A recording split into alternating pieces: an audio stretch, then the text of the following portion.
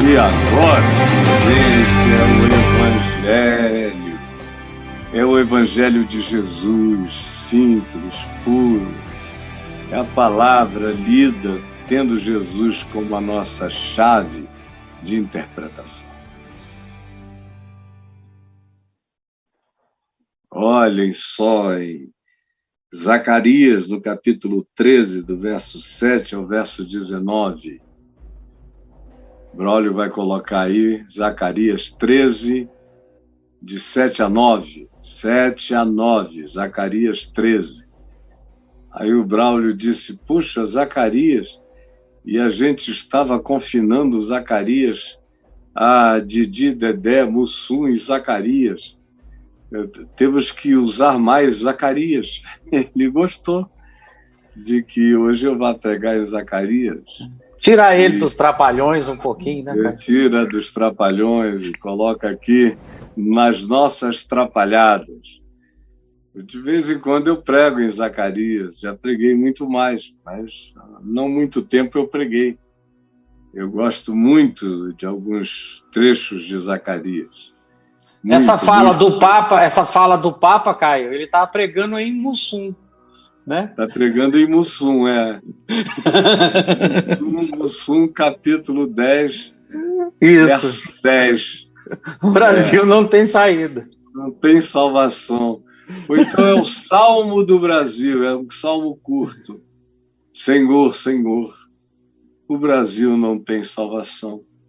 Muita cachaça, pouco coração. Selá. Aí termina o salmo. Selá.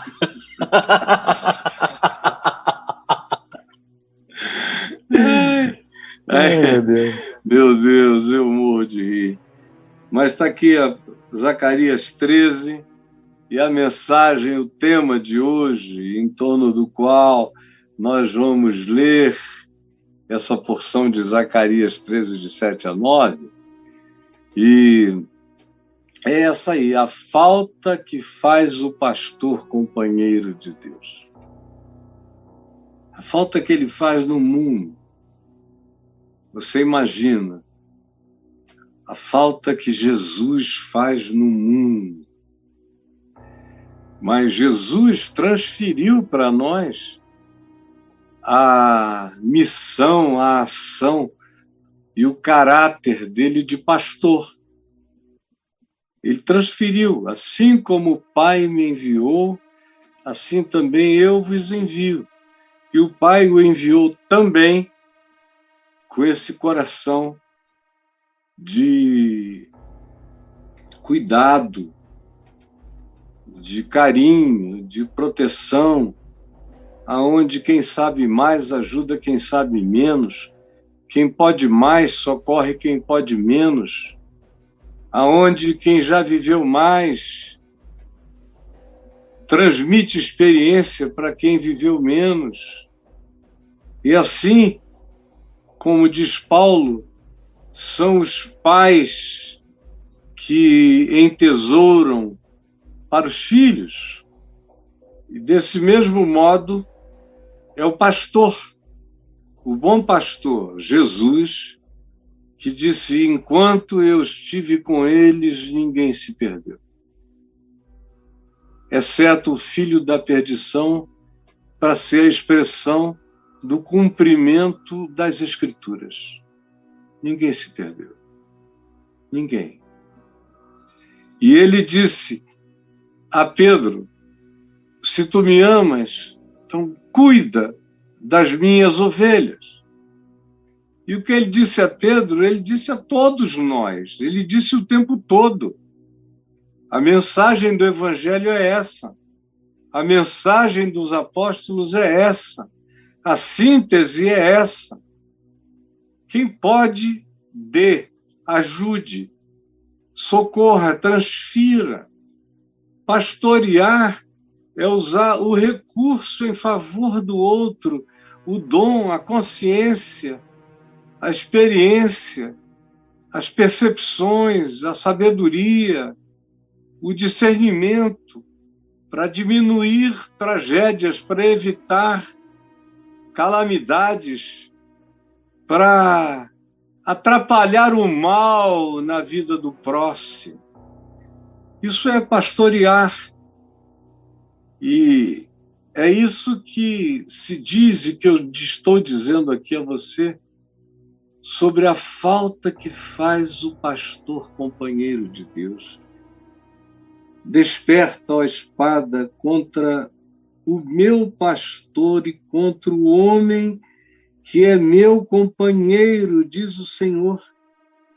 É quando o Senhor dá permissão para que a espada se levante contra o pastor e contra o homem que é de fato companheiro.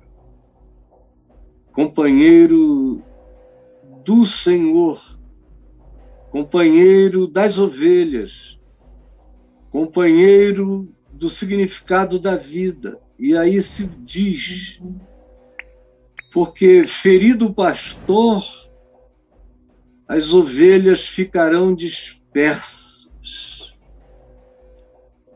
Essa é a falta que faz o pastor companheiro de Deus. Aí eu quero apontar para você 4 situações simples.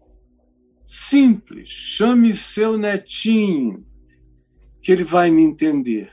Simples. E a primeira delas é esta. Porque as ovelhas se dispersam quando o pastor companheiro de Deus é ferido. É ferido. As ovelhas se dispersam. Basta que ele seja ferido. Eu sei o significado disso. Eu sei o que significou historicamente, existencialmente, para a vida de milhares e até de milhões de pessoas, o fato de eu ter me ferido. A espada me feriu e eu me feri na espada. E eu sei que eu vivi como um pastor companheiro de Deus, amigo,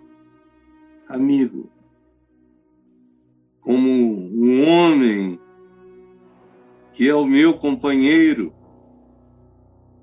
Eu sei, mas eu me joguei na ponta da espada e a espada estava laivosa contra mim, me feriu. Eu sei, cada vez mais quanto tempo passa, eu olho para trás e eu encontro milhares de pessoas, eu vejo o que aconteceu, o vácuo que se criou, como eu assisti depois disso, o vácuo que foi sendo criado pela morte, sem peças de reposição, de gente companheira de Deus, amiga de Deus, que foram partindo. Os amigos do Senhor, os companheiros de Deus, e as ovelhas foram entrando em estado de dispersão cada vez maior.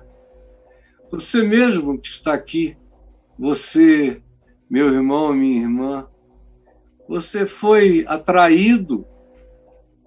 Alguns nem sabiam do passado, mas foram atraídos porque, na sua dispersão angustiosa, tropeçaram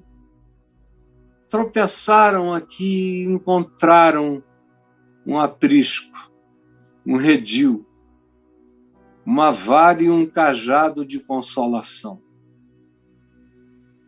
Do contrário, estiveram, como muitas e muitas estão, em pleno estado de dispersão, porque os pastores foram feridos. E os que se apresentam são lobos vestidos em peles de ovelha, na maioria das vezes, embora haja alguns remanescentes. No entanto, toda vez que um pastor amigo e companheiro de Deus é ferido, as ovelhas se dispersam, e assim dizendo, eu não transfiro nada para ninguém. Eu digo que no século XX não houve nenhum pastor que tenha sido um susto maior para as ovelhas do país inteiro do que eu, que tinha sido luz de bênção e farol dos naufragados e acolhedor de milhões, e que agora, com o mau exemplo do meu modo de me separar, e eu digo isso, podendo nem isso falar, porque faz tantos anos, mas eu sou um homem que quero que as lições da vida sejam aplicadas na vida. Então, eu sei o mal que fez. Quando eu fui ferido, primeiro ferimento, segundo ferimento, terceiro ferimento, e as ovelhas foram dispersas. E o ano 2000 já começou de um outro modo, um vácuo. Uma terra que foi ficando vazia, sem cuidado, sem profecia. Só havia moveres e ventos e invenções atrás de invenções. E nada de enfrentamento. E os que podiam fazê-lo mergulharam em frustrações sobre frustrações e foram se afogando em frustrações e em depressões e em vontade de morrer. É absolutamente importante para minha alma seguir esse pastor, amigo de Deus, assim como é absolutamente essencial que, se eu quero ser pastor, eu seja segundo Jesus, que disse: assim como eu fui o bom pastor, seja um bom pastor. E se você me ama, cuide das minhas ovelhinhas. Porque as ovelhas, do contrário, se tornam dispersas. Segunda realidade em torno desse pastor ferido e as ovelhas dispersas, é porque isso leva o povo na direção do juízo. Como diz o verso 8, em toda a terra, diz o Senhor, 2/3 dela serão eliminados e perecerão. 2/3 delas serão eliminados e perecerão. Esse vácuo cria espaço para todo tipo de loucura. E as ovelhas sem referência começam a ser dizimadas, são pescadas em arrastões de perversidade, perecem na fé, na esperança, na pureza do crer, se tornam malandras, vão perdendo o temor do Senhor. Infelizmente, é isso que acontece, e se abismam no perecimento, no juízo. A terceira realidade que se deve indicar quando o pastor amigo de Deus é ferido é uma adversativa de esperança. E me dá vontade de dizer aleluia.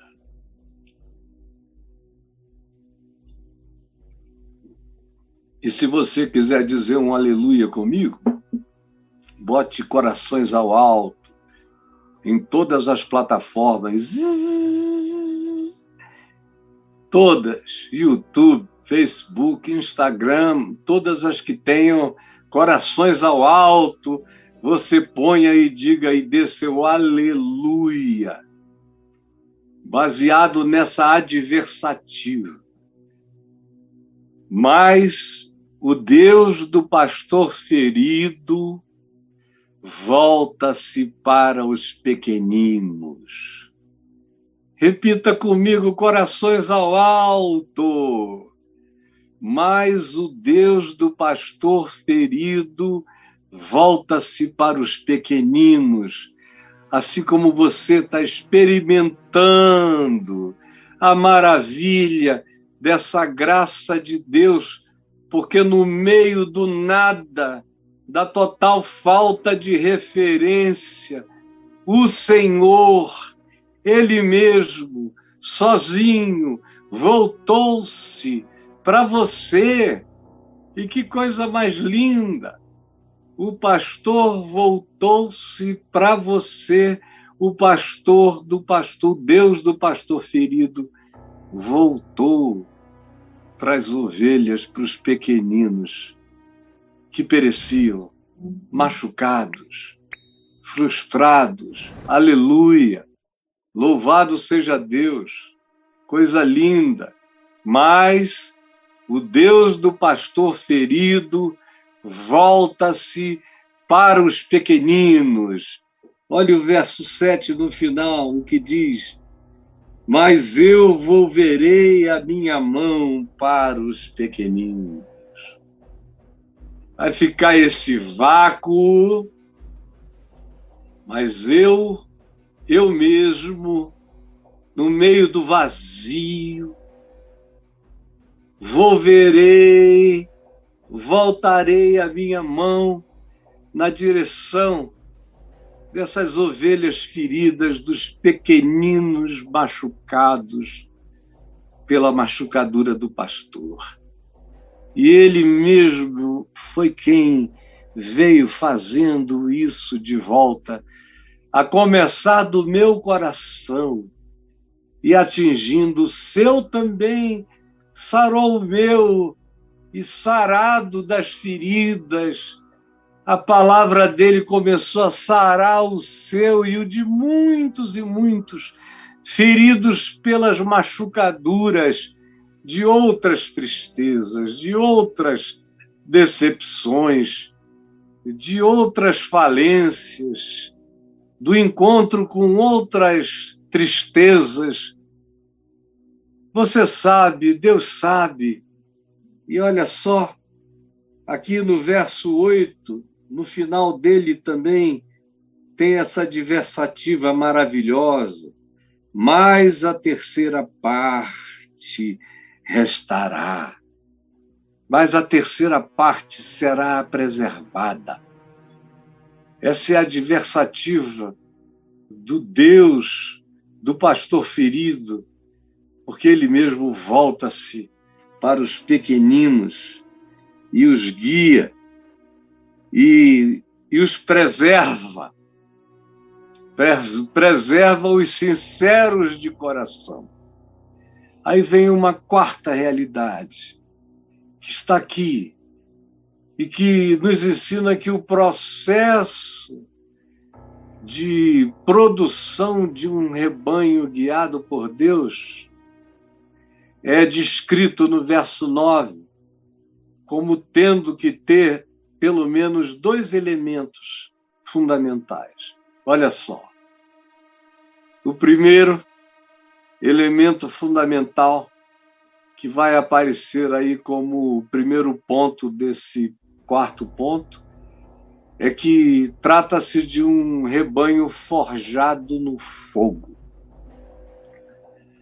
O rebanho forjado no fogo, como é o seu caso, que já se decepcionou, já se ferrou, já quebrou a cara, já pagou o dízimo da mentira milhões de anos, já teve vontade de vomitar com tanto engano, com tanta hipocrisia, que ficou ateu. Tem muita gente aqui que há 14 anos atrás, 15 anos atrás, 20 anos atrás, falava comigo, mandava e-mails para mim se confessando ateus. Só depois de algum tempo é que o cara dizia: não, eu sou filho de pastor, mas papai estava estava pegando as garotinhas da igreja, ou porque a mamãe transava com um garoto da banda, com o crooner gospel da nossa banda, ou isso, aquilo, ou milhões de histórias. Milhões. Literalmente, no meu site, eu deixei registradas umas 2.000 ou 3.000 cartas dessas, de todos os tipos. Então, eu sei a viagem de dor, de frustração, de sofrimento, de perda da fé, de tudo que acometeu você, do cinismo, do sarcasmo, ou da frieza, ou da raiva, ou do sentimento de engano que acometeu seu coração. E você disse, meu Deus, para que isso? Por que que eu tive que nascer nessa geração apocalíptica, nessa igreja da apostasia, na religião, outra vez, das cruzadas, do ódio contra os islâmicos, do ódio contra os seres diferentes de todos os tipos, é ódio. Só aceita a uniformidade.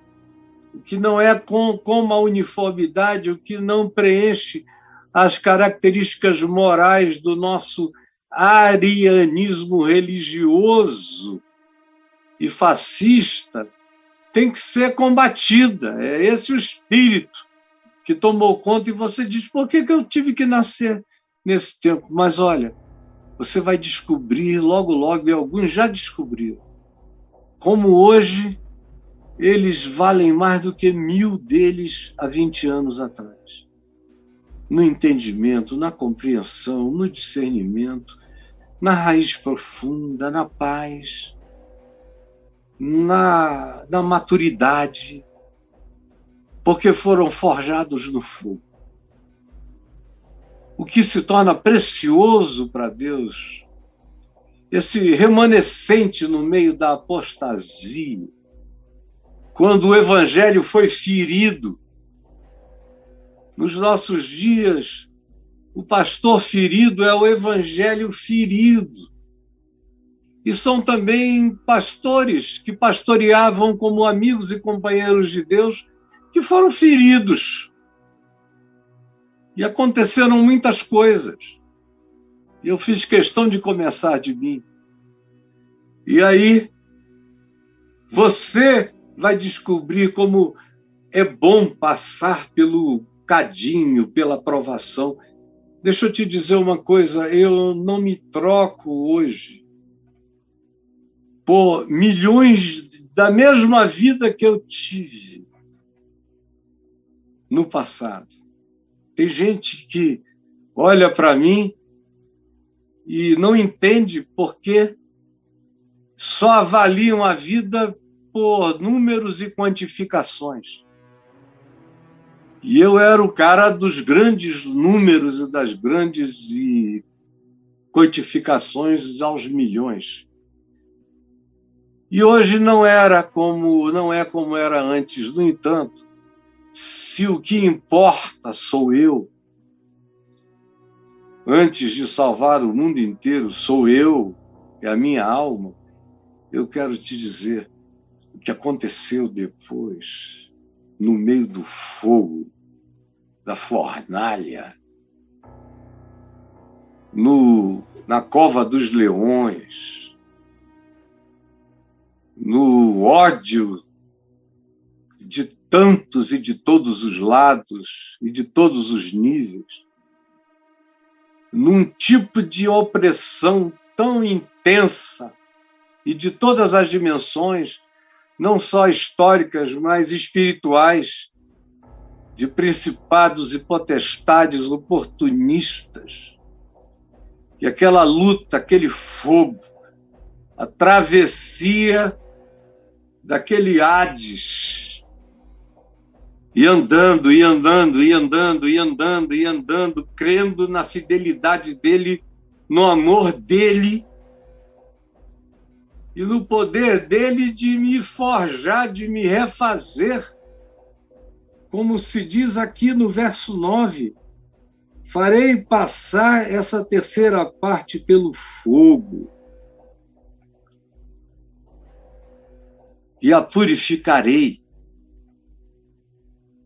como se purifica a prata.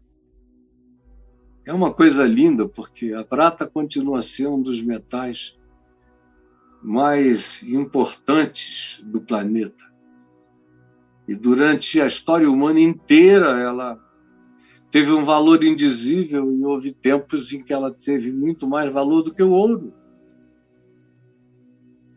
Porque ela se tornou símbolo de moedas, de dinheiro, era prata. Judas não recebeu, Jesus, 30 moedas de ouro, mas 30 moedas de prata, que era o que de melhor se tinha para dar e de mais valor. Prata. E para ela virar essa coisa preciosa, ela tem que passar pelo fogo, muito fogo, para sair toda a jaça e ficar só e exclusivamente a prata. Essa imagem que se usa, essa terceira parte, sobreviveu ao vácuo do pastor ferido, de cuja parte você faz. Não se admire por estar passando pelo fogo, porque você está sendo purificado de todas as absorções malignas que você já absorveu. Farei passar pelo fogo e a purificarei como se purifica a prata, e a provarei como se prova o ouro, que é colocado no cadinho, e você o purifica no fogo, no cadinho, até que ele se transforma naquele material precioso. Ele tem que ser acrisolado, ele tem que passar pelo crisol, pelo cadinho, no fogo. É daí que vem a palavra acrisolar, dessa porção, desse bocado, desse cadinho,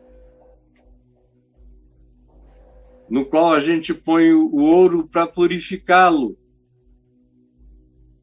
É no crisol, é daí que vem a palavra acrisolar, é daí que vem a palavra crisálida. Tudo isso é processo de transformação, de metamorfose, de purificação, de gestão de uma nova vida, de explosão dela, como de lagarta em borboleta. E a provarei como se prova o ouro. Ela invocará o meu nome e eu a ouvirei. Como você está aprendendo que em qualquer lugar você invoca o nome de Deus e anda em espírito e em verdade, e você vai descobrindo que a comunhão com Deus pode ser algo ininterrupto, você pode ser amigo dele, companheiro dele, viver sem interrupções, sem encontros marcados, mas andar com ele. Ele é o Paráclito, é aquele que anda comigo. Eu estou convosco todos os dias, sempre. Então, esse grupo invocará o meu nome e eu o ouvirei e direi: é o meu povo. Eu acho isso tão bonito. Eles vão invocar o meu nome e Deus diz, e eu direi: é o meu povo. É o meu povo. Quando você é forjado e deixa toda essa jaça de lado e fica com a pureza simples de Jesus e do Evangelho e aceita o forjamento, o processo de purificação, de crisálida, de crisol, de transformação. O que acontece é isso. Você fala e ele diz: é o meu povo. Eles ouvirão a minha voz e eu ouvirei a deles. Eles me conhecerão e eu os conhecerei. É o meu povo. E olha o que diz aqui: direi ao meu povo, e o meu povo dirá: ó Senhor, o Senhor é o meu Deus. Essa é uma coisa maravilhosa, gente.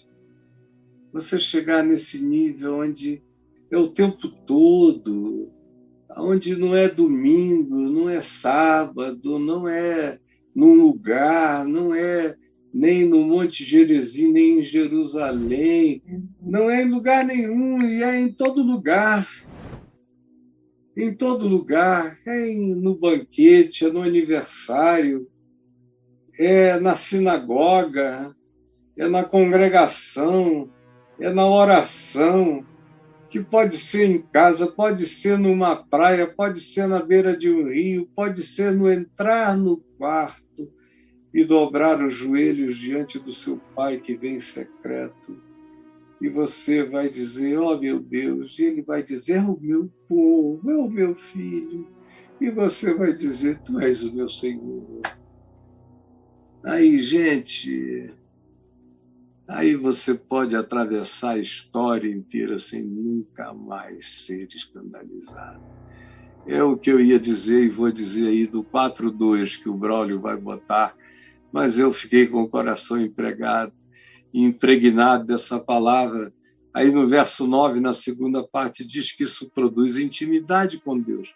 Foi o que eu acabei de dizer.